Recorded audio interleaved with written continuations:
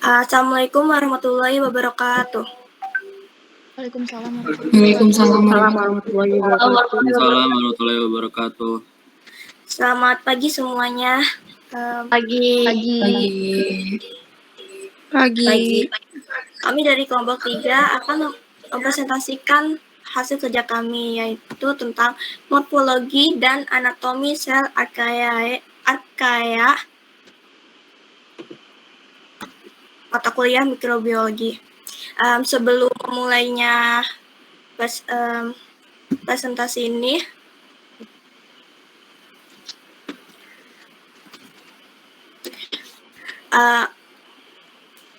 angka baiknya membaca basmalah. Bismillahirrahmanirrahim. Selanjutnya saya akan memperkenalkan anggota kelompok kami. Perkenalkan, nama saya Diana Zulfita dan sebagai moderator.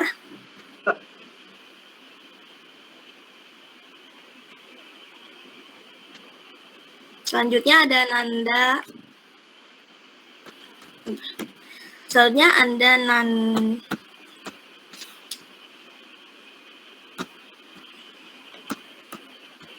Nanda Nusa Putri. Selanjutnya ada Sofia Rohman, lalu ada Akilah Putri Apsiana, dan terakhir Sapitri Nur Fadilah.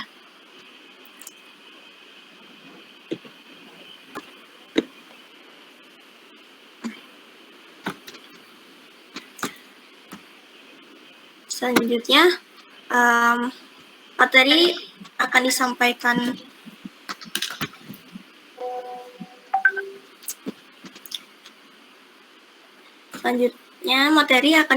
oleh saya sendiri.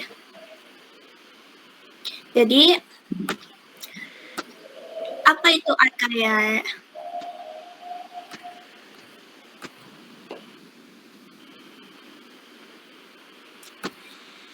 Archaea atau Archaebacteria adalah sel-sel paling awal atau kuno yang memiliki kedekatan dengan organisme eukariotik, itu memiliki membran inti sel.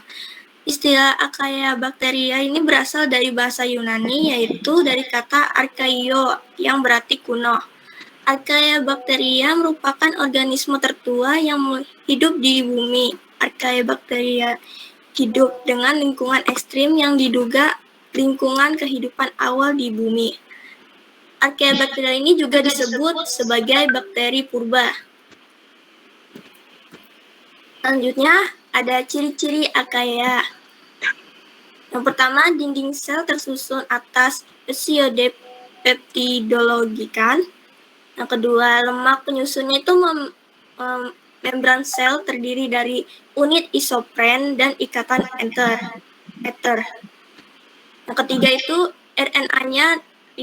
RNA ribosomnya itu berupa metionin. Yang keempat, sel bersifat prokaryotik atau tidak mempunyai membran inti. Yang kelima, sel bersifat uniseluler, yaitu bersel satu. Yang keenam, tahan terhadap antibiotik, streptomycin dan chloramphenicol.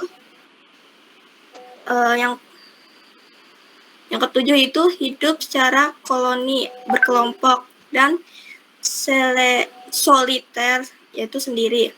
Yang kedelapan, ukuran Archaebacterianya itu sekitar 0,1 sampai 15 mikrometer.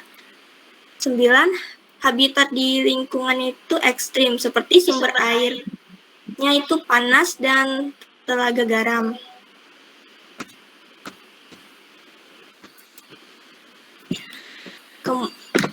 Kemudian materi selanjutnya akan dijelaskan oleh Nanda Nur Sapitri. Selanjutnya ada Kingdom Archaebacteria. Kingdom Archaebacteria dibagi menjadi 5 filum, yaitu Crenarchaeota, banyak ditemukan di lingkungan laut. Yang kedua ada Eurarchaeota, merupakan bagian yang sering diteliti dan sebagian besar termasuk dalam bakteri Halapiles dan metanogenik. Yang ketiga ada Taumarkeota, meliputi ammonia, oksidasi, archaea, dan yang diketahui dengan metabolisme energi. Selanjutnya ada Nanoarchaeota. Filum ini memiliki anggota perwakilan tunggal, yaitu Nanoarchaeolum equitans. Yang terakhir ada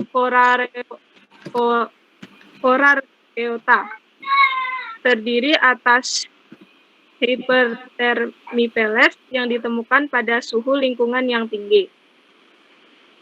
Selanjutnya, ada habitat dari Archaebacteria. Berdasarkan habitatnya, Archaebacteria itu dibedakan menjadi 4. Yang pertama ada metanogen, yang mampu hidup di lingkungan yang mengandung gas metana. Yang kedua ada halofilik, yang mampu hidup di kadar air laut yang tinggi.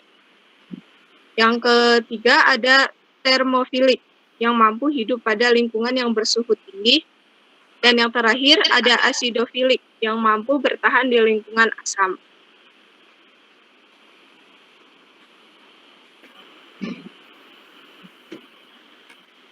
Selanjutnya ada reproduksi bakteria. 1. Pembelahan binari. Reproduksi dengan cara membelah diri yang awalnya 1 sel menjadi 2, 4, 8, dan seterusnya. Idealnya, bakteri membelah dalam jangka waktu 1-3 jam. Namun, dalam kondisi ideal dapat membelah setiap 20 menit sekali. Cara ini hanya dapat dilakukan dalam lingkungan yang menguntungkan. 2. Pembentukan tunas. Pembentukan tunas dilakukan dengan cara pertama akan membentuk tunas dalam bentuk ranting, kemudian tunas tersebut akan mengendap dan membentuk bakteri baru. Bentuk dari hasilnya akan menghasilkan organisme baru yang melekat pada tubuh organisme induknya dan akan terlepas saat sudah matang karena merupakan reproduksi aksesual sehingga anak yang dihasilkan akan mirip dengan induknya. Namun selnya akan lebih kecil. Yang ketiga ada fragmentasi. Fragmentasi adalah pemutusan bagian tubuh untuk membentuk individu baru. Pemisahan ini biasanya terjadi secara sengaja. Fragmentasi terjadi bukan karena disengaja atau tanpa persiapan awal. Berarti bakteri harus mampu meregenerasi organisme menjadi lengkap lagi agar bisa berfungsi untuk reproduksi. Jenis Archaebacteria. Berdasarkan habitat ekstrimnya, Archaebacteria dibagi menjadi 3 kelompok.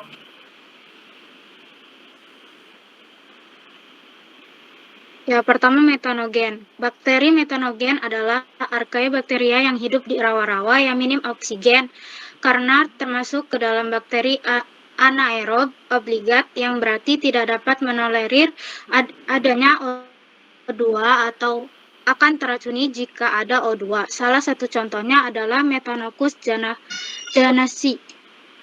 Ada halofilik. Bakteri halofilik merupakan Archaebacteria yang hidup di lingkungan berkadar garam tinggi seperti Great Salt Lake dan Laut Mati. Bakteri halofil ini adalah aerobik obligat atau tidak dapat hidup tanpa O2. Ada spesies halofil yang dapat berfotosintesis karena memiliki pigmen klorofil yang disebut bakteriodopsin yang menghasilkan warna ungu, contohnya Halobacterium.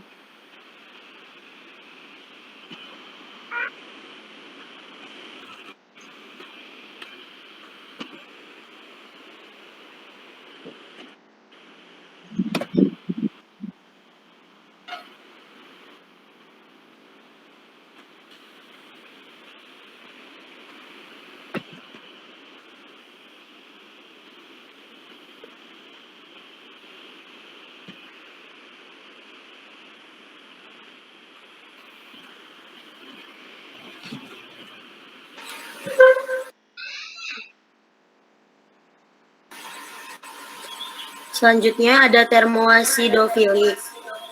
Bakteri termofil adalah jenis Archaebacteria yang dapat bertahan hidup dalam lingkungan panas.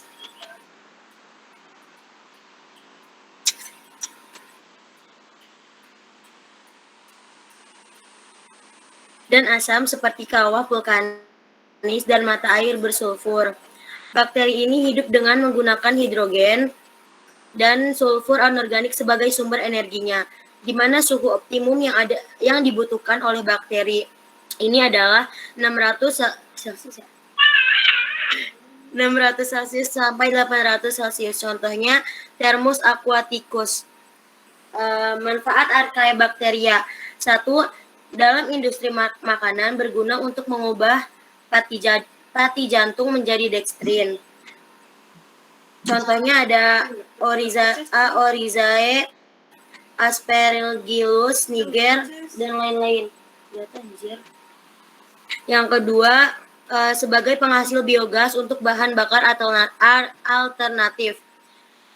Yang ketiga, enzim Archaebacteria ditambahkan ke dalam deterjen atau sabun cuci untuk meningkatkan kemampuannya pada pH dan suhu tinggi. Yang keempat, beberapa spesies Archaebacteria dimanfaatkan untuk mengatasi pencemaran, misalnya tumpahan minyak.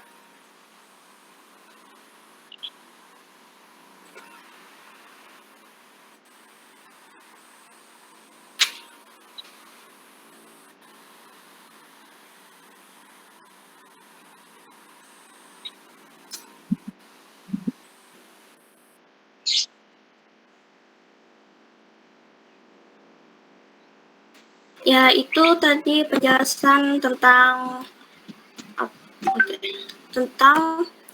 Archaebacteria.